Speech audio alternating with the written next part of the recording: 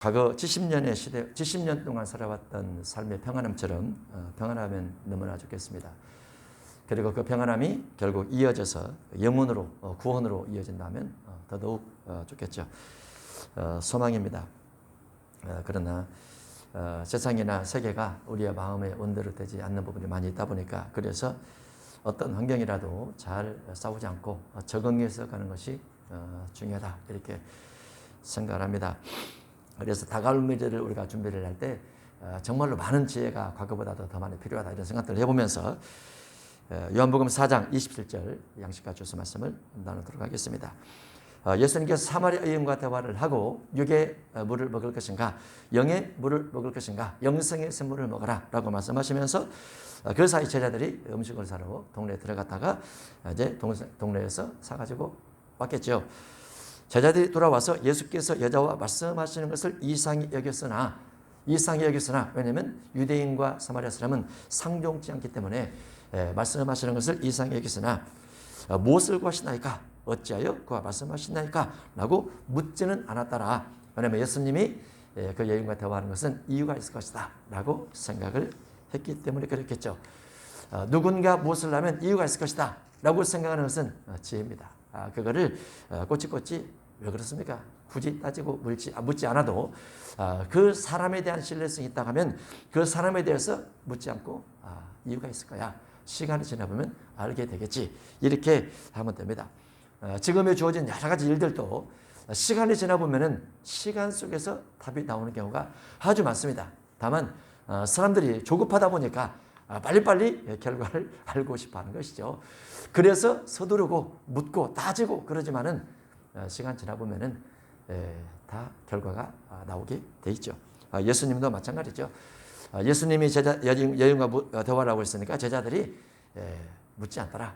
왜냐하면 예수님의 지난 3년이나 아니면 2년이나 1년 동안 행적을 보면 예수님께서 이유 없이 하지는 않았기 때문에 라고 생각하는 거죠. 여자가 물동이를 버려두고 동네에 들어가서 사람들에게 이르되, 여자가 물동이를 버려두고 여자가 물동이를 가지고, 지금 여자는 굉장히 많은 은혜를 받았죠. 네가 뜨는 물을 먹으면 다시 목이 마를 것이다. 내가 주는 물을 먹으면 영원히 목마르지 않을 것이다.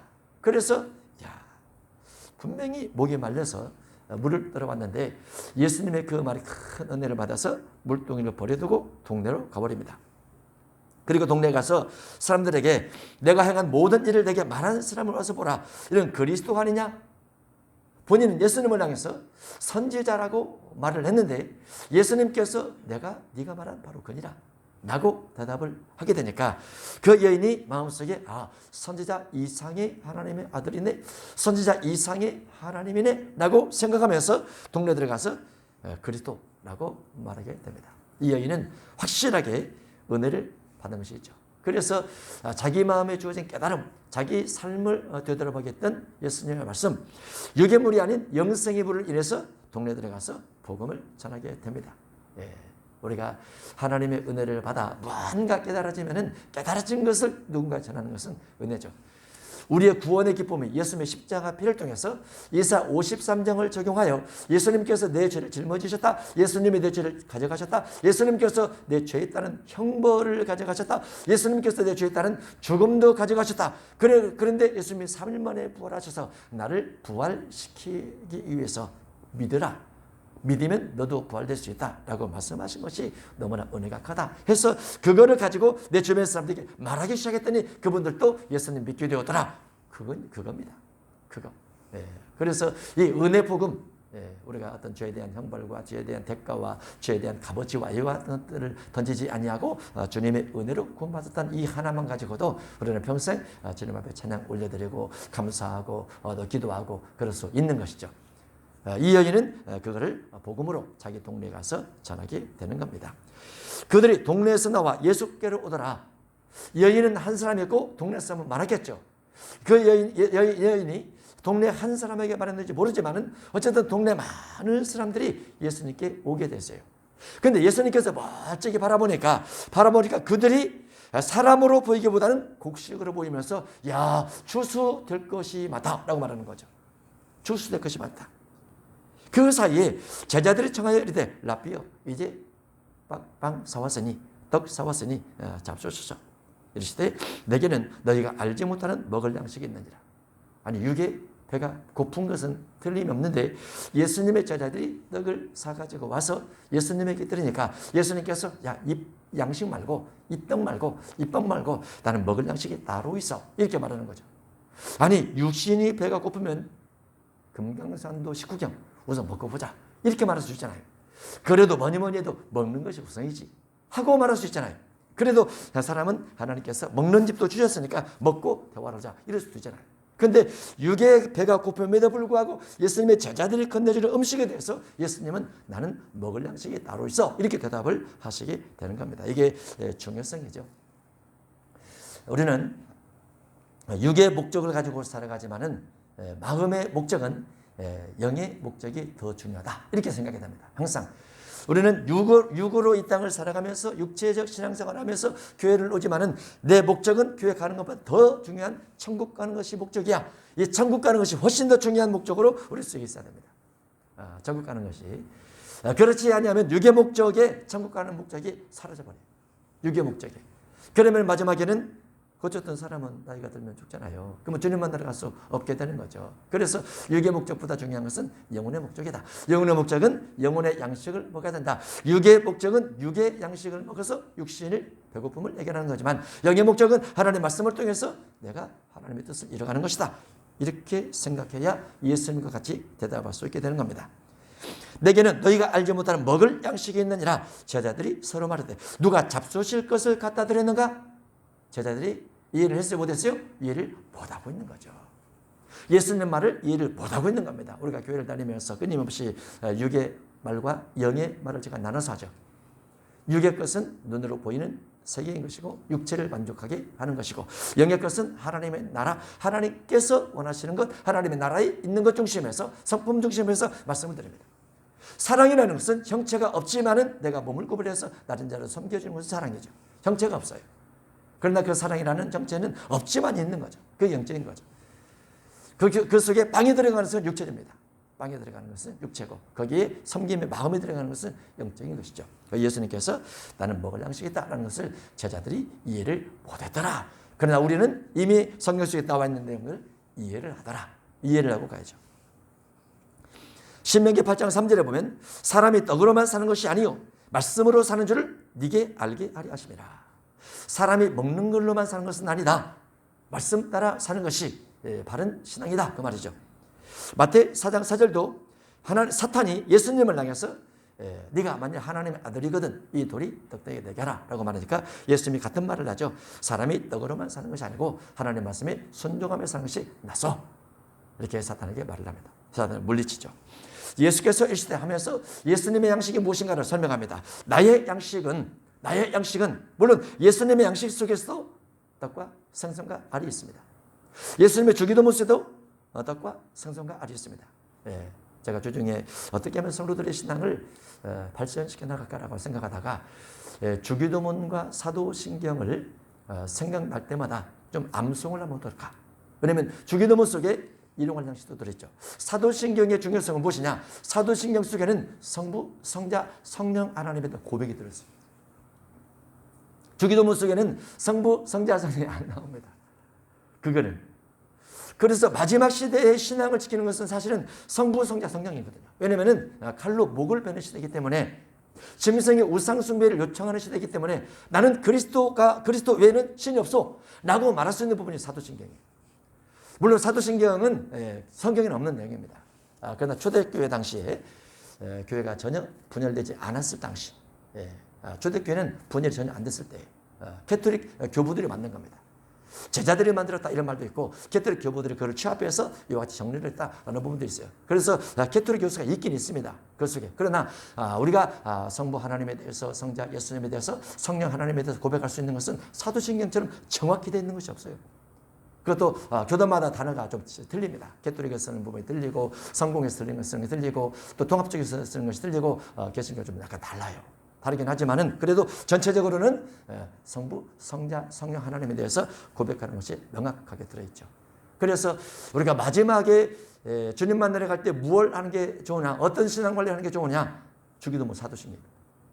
주기도문 사도신경 그거를 평소에도 평일에도 자 묵상을 해서 그 의미를 뒤에 새기고 내가 주님의 제자, 주님의 백성임을 주님 앞에 아련다면 그 자체가 신앙 고백에 대해서 구원의 길이 열려질 수도 있지 않을까 이렇게 생각을 해보고 있는 거죠.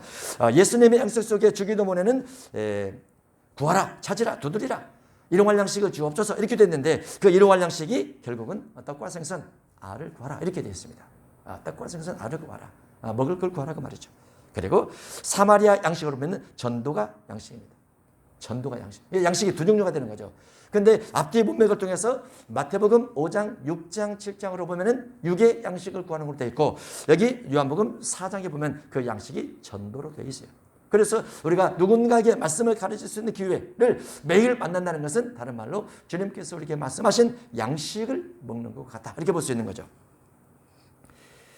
요한복음 4장 13절 이 물을 마신 자마다 다시 목마르려니와 내가 주는 물을 마신 자는 영원히 목마르지 아니하리니 내가 주는 물은 그 속에서 영생하도록 솟아나는 샘물이 되리라. 물은 육인데 예수님이 주는 물은 육이 아니고 말씀이기 때문에 그렇게 연결이 됩니다. 나를 보내신 뜻을 행하며 하면서 예수님의 양식을 더 자세하게 더 정확하게 표현하는데 나를 보내신 이의 뜻을 행하는 것이 내 양식이다. 아버지께서 예수님을 보내신 뜻, 아버지께서 예수님 보내신 목적, 아버지께서 예수님을 보내신 이유 그것도 양식이다 그 말이죠. 네. 부모의 뜻을 아버지의 뜻을 예수님이 실천해 가는 것 이게 바로 양식인데 아버지의 뜻은 무엇이냐 나를 보내신 뜻은 무엇인가 그래서 다른 말로 율법입니다. 율법. 네. 마태 18장 14절에 이 작은 잔 중에 하나라도 잃는 것은 하늘에 계신 너희 아버지의 뜻이 아니지라. 아버지의 뜻이 아니다. 작은 잔 하나도 잊어버리면 안 된다. 네. 교회에 온 하나님의 백성, 하나님의 성도, 어린아이 포함해서 모든 성도 중에 한 사람도 잃어버리지 않도록 목회자는 잘 관리하라고 말이죠. 많지 않을지라도 적을지라도 한 명일지라도 그 생명을 잘 관리하라고 말이죠. 아버지 뜻이 무엇으로? 말씀을 통해서 양육을 시켜가는 거죠. 말씀을 한 사람이든 10사람이든 100사람이든 1000사람, 10,000사람이든 말씀을 통해서 양육하는 거.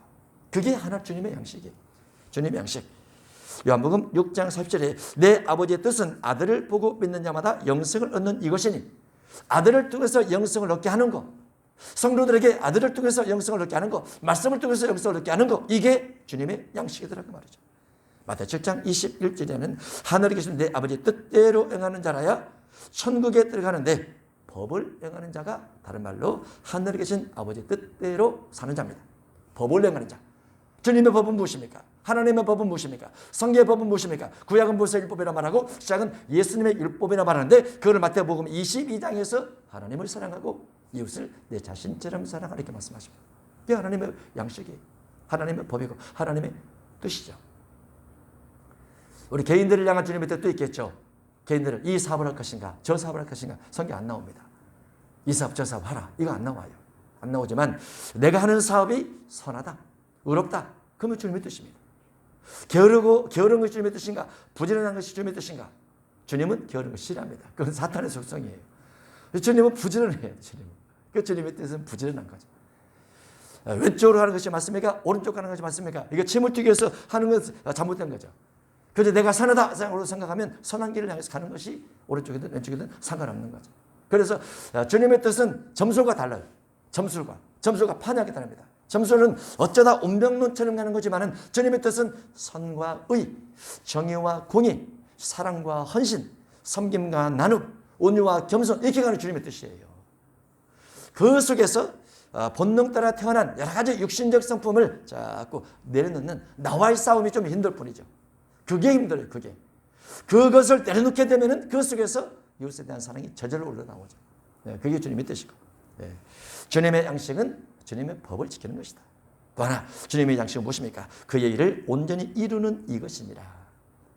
주님의 양식은 그의 일을 온전히 이루는 이것이 무엇입니까? 여인에게 전도하는 거죠. 무슨 전도입니까? 말씀 전도죠. 어떤 말씀 전도입니까? 네가 육의 물을 먹으면 구원을 얻지 못하나 영의 물을 먹으면 영원히 산다는 그거죠. 구원론입니다. 구원론을 중심해서 예수님께서 그 여인에게 전도했다는 것. 이게 주님의 양식이기도 하죠.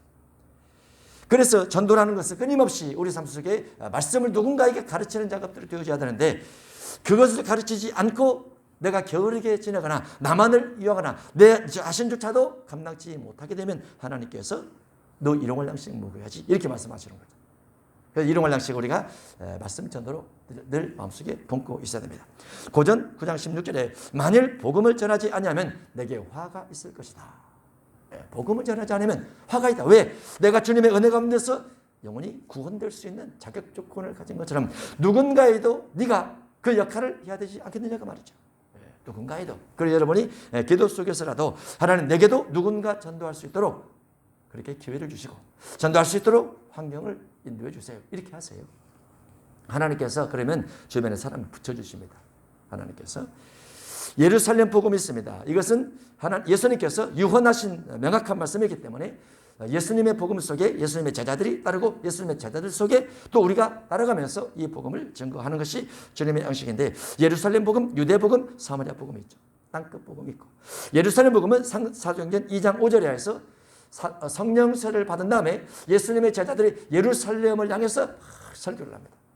그리고 그때 예루살렘에 모였던 수십 많은 사람들 그 가운데 외국에서 왔던 16개국 이상의 사람들이 또 복음을 듣고 그 예수님의 양식을 받게 되죠. 그리고 그들의 자기 나라로 돌아가서 조그마하게 교회를 세우기 시작하면서 전세 교회가 확 퍼지기 시작을 합니다. 작은 양식이지만은 광장에서 들은 말씀이지만 그 속에서 복음을 들었고 누군가는 집에서 교회를 세워서 하기 시작했던 것이죠. 누군가는. 그게 양식이기 때문에. 유대복음 있습니다. 로마서 9장 1절에 사도 바울이 나는 유대인들에게 복음을 전하고 싶어. 왜냐하면 그들은 내 고륙 친척이야. 고륙 지친이야. 그래서 그들이 예수님을 죽이고 예수님의 제자들을 박해하고 나까지 박해를 하고 있지만 그 민족 속에는 하나님의 과거 역사가 있는데 하나님께서 모세를 통해서 율법을 주셨고 그 역사 속에는 다윗 왕도 있었고 솔로몬 왕도 있었고 엄청난 하나님의 성전도 있었기 때문에 하나님께서 선택하신 그 국가를 하나님께서 잃어버리지 않을 것이다. 그리고 나도 이스라엘 민족을 향해서 여전히 복음을 증거를 해야 된다. 유대복음입니다. 유대복음. 우리도 마찬가지죠. 우리도 여전히 이스라엘 복음을 꿈을 꾸죠. 이스라엘 복음. 이스라엘 복음을 꿈꾸는 목사님이 또 한 분 연결이 돼서 과거에 이제 연결이 됐던 분인데 그분이 이제는 신학교를 또 만드셔서 이스라엘 쪽에다가 그 도박, 마약 중독자 사역을 하면서 미국과 연계돼서 신학교를 하나 지금 세웠습니다. 라고 연락이 왔어요. 그래서 저는 이제 소소하게 그분과 또 연결이 돼서 그분을 통해서 하나님 하실 일이 있나 한번 살펴보면서 만약에 그분을 통해서 연결되는 부분이 있다 하면 좋겠다라는 생각도 해봅니다. 이스라엘 민족은 누가 가든 어쨌든 사역을 잘 감당을 해야죠. 감당을 잘 해야 됩니다. 누가 어떻게 하든. 유대복음, 사도 바울이 꿈꿔왔던 이스라엘 민족의 복음, 우리도 여전히 꿈꾸는 이스라엘 민족의 복음. 사마리아 복음도 있죠. 사마리아 복음은 병든 자와 죄인이라 부름받은 자들에 대한 복음입니다. 사도행전 8장 5절에서 빌립이 사마리아 성에 내려가 그리스도를 백성에게 전파하니 무리가 한 마음으로 그가 하는 말을 따르더라. 사마리아. 예수님께서 사마리아에 두 번 정도 복음을 증거를 했는데, 이제 성령 받은 제자들 중에서 빌립 집사님이 사마리아 성에 들어가서 그들에게 복음을 증거를 합니다. 하나님께서 이적과 기적 부르시고 복음 사역을 감당케 하시죠. 사도행전 1장 8절에 땅끝 복음이 있습니다. 우리는 이 땅끝 복음의 일부 속에 들어가 있죠. 땅끝 복음의 일부 속에. 지금 이스라엘 속에 전 세계에서 가장 백신을 많이 맞은 국가가 이스라엘입니다. 이스라엘 가장 많이 맞은 국가가. 가장 많이 확진자가 나오는 지역도 이스라엘입니다. 가장 많이 확진자가 나오는. 가장 많이 문제가 있죠. 35절 너희는 넉 달이 지나야 추수할 때가 이르겠다 하지 아니하느냐. 넉 달이 지나야 추수. 넉 달이 지나면 추수. 그러니까 한국으로 하면 10월 달에 추수를 하면 지금 6월 달입니다. 10월 달에 가을인데 지금 6월 달에 예수님께서 말씀하시는 거죠. 6월 달에 추수할 때가 됐다. 이렇게. 그래서 이것은 육의 추수가 아니고 영의 추수일 수밖에 없는 것이죠. 영의 추수. 그러나 나는 너에게 이르노니 너희 눈을 들어 밭을 보라 기어져 추수하게 되었도다. 아니 육의 추수는 실제로 가을 추수는 아직 4개월이나 남았는데 주님께서 지금 당장 말씀하시면서 기어져 추수하게 되었다라고 말씀하신 거죠. 그럼 예수님께서 눈으로 바라보는 기어져 추수하게 됐다. 대상은 누굽니까? 여인이 동네에 들어가서 자기 동네 사람이 전도를 해서 동네 사람이 다 나오니까 그걸 보고 기어져 추수하게 됐다 이렇게 말하는 거예요. 여인 한 사람이 전도한 내용 가지고 동네 사람이 나오는 걸 바라보면서 저들이 바로 추수할 사람이야. 저들이 바로 곡식이야. 저들이 바로 알곡이야. 이렇게 말씀하고 있는 거죠. 그래서 여러분 자신이 누군가의 전도를 위해서 그가 예수님 믿게 됐다면 그가 곡식이 되는 겁니다. 육의 추수와 영의 추수를 여기서 구분을 해야 되죠. 육의 양식과 영의 양식을 나누는 것처럼 육의 추수와 영의 추수를 나누자. 그래서 가로 열고 영혼 추수 이렇게 써놨죠. 영혼 추수. 마태 13장 3절에 추수 때가 재림 때입니다. 계시록 14장 14절로 16대. 추수 때 내가 추수꾼들에게 말하기를 추수꾼은 천사들입니다.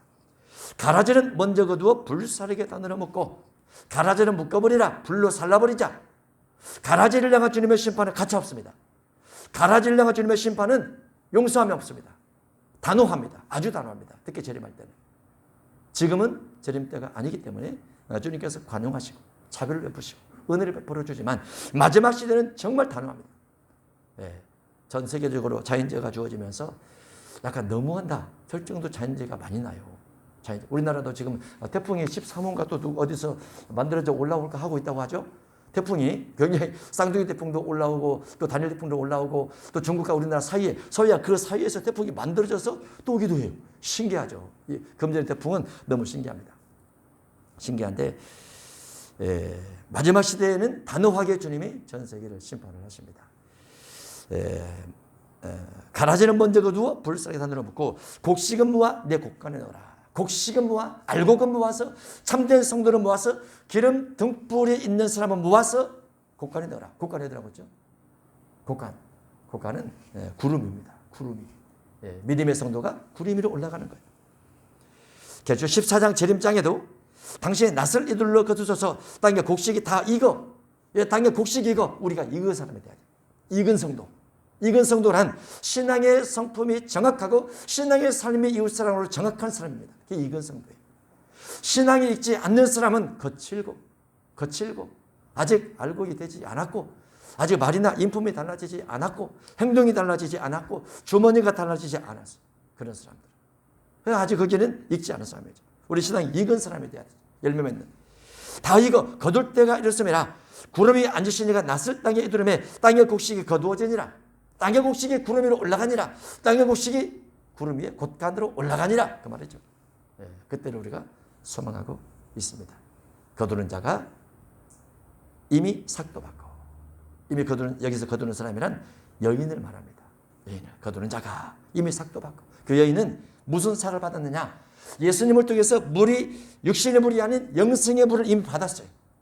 그걸 믿음으로 받아들이면서 그 여인은 이미 영생이라는 삭을 받은 겁니다. 영생의 삭을 받은 거예요. 거두는 자가 이미 삭도 받고 영생을 받고 영생이라는 열매를 모으는 동네들에 가서 영생이라는 열매를 다 동네 사람에 전도를 해서 데리고 나오는 것이 영생의 열매. 저는 처음에 이 하나님을 해석할 때 엄청 기뻤어요. 박수를 쳤습니다. 혼자. 이 삭이라는 부분이 여인이 영생이라니 거두는 자 영생의 열매를 모았다 이런 부분 너무 기뻤어요. 요한복음 4장은 해석을 잘하면 너무 행복한 그런 구원론에 해당이 되죠. 이미 삭도 받고 어떻게 삭을 받았나? 여인은 비록 요한복음 4장에서 예수님은 그리스도시요 살아계신 하나님의 아들이라고 고백한 것은 없지만은 그 내면 속에는 자기 조상들의 신앙과 자기 조상들의 예배와 그리스도가 오시면 명확하게 정확하게 예배가 무엇인지 영생이 무엇인지 알려준다는 그 말을 듣고 바로 믿어버린 거죠. 그래서 그 여인은 이미 삭을 받았어요. 영생이라는 삭을 받아버렸죠.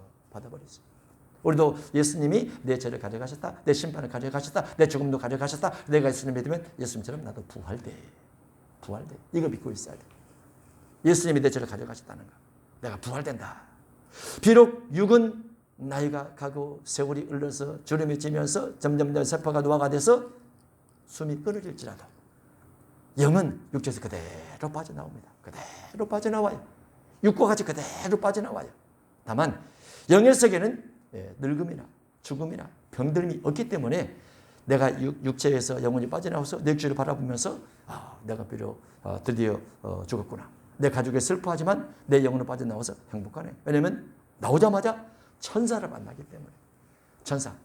그 천사가 너무 마음이 평안하고 천사가 너무나 잘생겼고 천사가 너무나 환하고 천사가 너무나 행복하게 보이기 때문에 그 천사를 따라서 주님 나라 가는 것은 너무 아름다운 일이죠.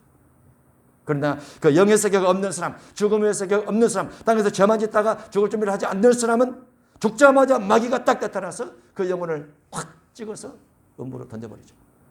그게 두려운 거예요. 그게. 그래서 이 땅의 신앙생활이 꼭 필요하고 영생을 할 준비가 꼭 필요한 것이죠. 이미 삭도 받고 영생에 이르는 열매를 모으나니, 영생에 이르는 열매, 여인은 동네에 들어가서 전도했던 것이 영생에 이르는 열매, 전도했던 것이 전도 열매죠. 누가복음 5장 15절, 예수님의 소문이 더욱 퍼지매 수많은 무리가 말씀도 듣고 자기 병도 고침받고자 하여 모여오되. 소문을 통해서 예수님께 자꾸 오죠. 사도행전 2장 41절에 이날에 신도의 수가 3천이나 더하더라, 5천이나 더하더라. 이것도 전도 열매입니다. 인격적인 열매도 있습니다. 고전 13장 4절에 사랑은 언제나 오래 참고 온유하며 시기하지 아니하며 자랑하지 아니하고 교만하지 않고 무례히 행하지 않는 것, 이것도 열매입니다. 성품의 열매죠. 성품의 열매. 갈라디아서 5장 22절에 성령의 열매가 있고, 에베소 5장 9절에 빛의 열매는 모든 착함과 의로움과 진실함에 있느니라. 이게 다 열매들입니다. 베드로 1장 4절, 천국을 넉넉하게 들어갈 수 있는 신성 성품 8가지도 기록되어 있습니다. 우리는 자꾸 이쪽으로 신앙의 방향이 가야 됩니다. 이는 뿌리는 자와 거두는 자가 함께 즐거워하게 하려니라. 예수님께서 뿌렸죠. 여인이 받았습니다. 여인이 동네에 뿌렸죠. 동네 사람이 받았습니다. 동네 사람이 예수님 만나러 오죠. 예수님께 다시 거두게 되죠. 그 신앙은 우리는 뿌릴 책임과 의무가 있어요. 뿌릴 책임과 의무. 거두는 것을 주님께서 거두지만은 끝까지 우리는 다니면서 누군가에게 뿌립니다. 누군가에게 말씀을 가르치고 누군가에게 복음을 전해서 예수님 영접하게 만들고, 지금 이제 이단들이 워낙 많으니까 조심해야 되지만은 어쨌든 우리가 우리 주변에 관계된 모든 분들에게 하나씩 복음을 증거해야 되죠. 그러면 즐거워요. 그 영혼 구원이. 왜냐하면 부활의 종교는 예수님밖에 없잖아요. 부활의 종교는. 죄를 짊어진 종교도 예수님밖에 없어요. 세계에 많은 종교도 있어도 내 죄를 짊어졌다. 없어요. 아무도 짊어지지 않아요. 짊어진다 할지라도 부활은 안 돼요. 하나님의 아들 신만 되기 때문에. 그래서 뿌리는 자도 거둔 자도 함께 즐거움이라. 우리가 나중에 구름 위로 올라가서 주님을 만나게 되면 거기서 어마어마한 잔치를 합니다. 그리고 거기에서 주님 앞에 찬양을 하죠. 찬양을 합니다. 박은성처럼 찬양을 해요. 그러면 이제 찬양이 쫙 울려 버리겠죠. 모세 노래, 어린 양의 노래. 땅에서 구원을 받기 위해서 우리가 얼마나 우리 신앙을 지키기 위해서 힘쓰고 했었는가. 마지막 시대. 그러니 한 사람이 심고 다른 사람이 거둔다 하는 말이 옳도다. 내가 너희에게 노력지 아니한 것을 거들어 보냈노니 다른 사람들 노력했고 너희는 그들이 노력한 것에 참여했을 뿐이라. 누군가는 열심히 힘들게 어렵게 고생을 하면서 심었지만 심어진 사람은 심김받은 사람은 좀 더 쉽게 또 열매를 거두기도 하더라고 말이죠. 그렇죠? 그래서 우리는 우리의 선배 신앙인들이 고생고생해서 믿음의 길을 지켜왔기 때문에 우리가 편안한 신앙생활을 할 수 있어요. 우리가 열심히 고생하면서 기도하면서 깨어있으면 우리 후손들이 편안한 신앙생활을 할 수 있습니다. 그래서 우리가 기도해야 돼요. 자꾸 기도. 후손들을 위해서. 후손들 물론 사업도 직장도 다 중요하지만은 하나님 내 자녀들이 반드시 예수 꼭 믿고 주님을 영접하고 신앙의 재미를 느끼면서 영혼을 구원되게 해주세요. 이거 기도해야 돼요. 왜냐하면 천하를 얻어도 생명을 잃어버리면 아무 소용이 없어요. 이게 천하를 얻어도 생명을 잃어버리면 영혼이 구원되지 못하면 아무 소용이 없어요. 겉으로는 멋지고 멋있게 살다 할지라도 생명을 잃어버리면 아무 소용이 없다는 것 때문에 그렇죠. 여자의 말이 내가 행한 모든 것을 그가 내게 말했다 증언하므로 그 동네 중에 많은 사마리아 사람이 예수님을 믿었더라. 사마리아인들이 예수께 와서 자기들과 함께 유하시기를 정하니 거기서 이틀을 더 유하시면서 예수님께서 부흥회를 한 겁니다. 사마리 지역에 들어가서 사마리아인과 유대인은 상종치 않지만은 그들이 강권하니까 그래 그러면 내가 너희 동네에 들어가겠다. 들어가서 이틀을 유하시면서 말씀을 가르치니까 동네 사람들이 하는 말이 그 여인 때문에 우리가 당신을 만나게 됐지만은 예수님 만나면 당신이 그리스도가 맞습니다. 우리 여인이 없어도 이제는 예수님께서 하나님의 아들 그리스도시를 믿습니다 하고 자기 신앙화 딱 시켜버립니다. 내 믿음은 내 것이라고 말이죠. 우리 믿음은 각자 거예요. 각자 거. 다른 사람 믿음이 좋은 거 소용없어요. 자기가 믿음이 좋아야 돼요. 믿음은 누구 거라고요? 우리 개인 거예요. 개인 거. 여러분 한 사람 한 사람의 거. 스스로 자기 신앙이 어린아이 신앙에서 장성한 신앙으로 올라갈 수 있도록 마지막 장성한 신앙은 선악을 분별하는 신앙입니다. 그리고 진리의 말씀에 지식의 근거를 위해서 내가 주님의 뒤를 따라가는 것, 이게 장성한 신앙이에요. 그 믿음 속에 여러분이 다 거하여 마지막 주님으로 부르실 때 추수되는 축복기를 주님으로 축복합니다. 기도하겠습니다. 하나님 아버지 감사합니다. 우리가 이 땅에 육신을 가지고 발을 딛고 땅을 살아가고 있으면서 수시 많은 일을 함에도 불구하고 마지막 영의 목적은 구원입니다. 영혼의 구원입니다. 육의 구원만 만들어 놓고 영의 구원을 받지 못하면 이 육의 구원의 안타까움이 음부에서 슬피 울며 탄식할 수밖에 없지만 육의 구원을 목적이 아니고 영의 구원이 목적이라 육의 최선을 다하면서 신앙 관리하고 기도 관리하고 진리 말씀 관리하면서 살아간다면 마지막 육신의 수고한 만큼 영의 구원이 반드시 있을 줄 믿습니다. 우리 모두를 축복하셔서 영의 구원을 반드시 이뤄내는 우리 모두가 되게 해 주옵소서.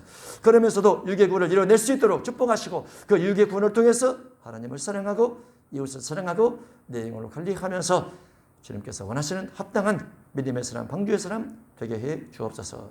예수님의 이름으로 기도합나이다. 아멘.